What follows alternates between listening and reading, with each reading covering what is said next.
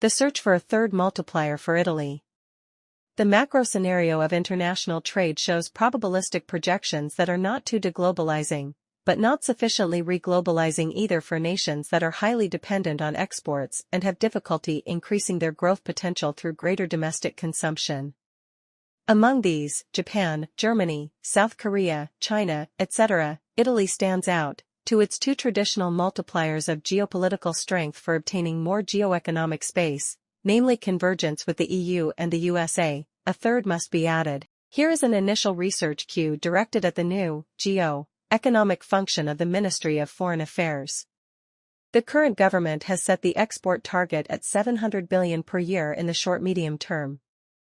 A simulation by my research group places it around 900 by 2030, in order to support the reduction of public debt and increase the average income of workers as well as the competitiveness of the industrial system. This is not easy, both for internal reasons, limits to stimulus tax cuts, to the conversion of savings into industrial investments, the slow pace of technological futurization, etc., and external ones, which can be summarized as geopolitical secondariness in relations with the USA, degraded by the recent quarrel between leaders, and the EU, the return of the Franco German dyarchic convergence, which, while not penalizing Italian companies too much at present, does not favor them in the long run either.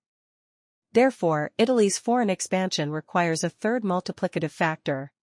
A modernization of the internal capital cycle would also be necessary to support external commercial projection, as indicated in my book Italia Global, Rebattino, 2023.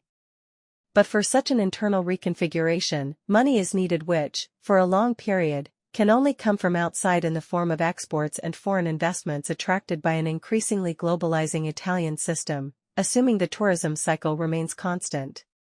What could this third external multiplier be? An increase in strategic bilateral agreements with as many compatible nations as possible on the planet. On the one hand, this strategy is already underway: Africa, Indo-Pacific, South America, Central Asia, with good success and with a method based both on reciprocity and on compatibility with Rome's European, G7, and NATO positioning.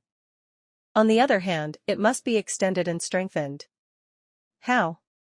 Greater support for EU customs treaties within which deeper collaborative bilaterals can be developed, such as those with Japan, India, Canada, the latter with important access to critical minerals. Evolution of the MATE and IMEC projects, Mediterranean Indo-Pacific connection, into an ecumene, that is, an integrated market of the coastal and deep Mediterranean, connected with the Atlantic and the Pacific, with local appendices of strong transnational integration, more military security projection within coalitions of the willing.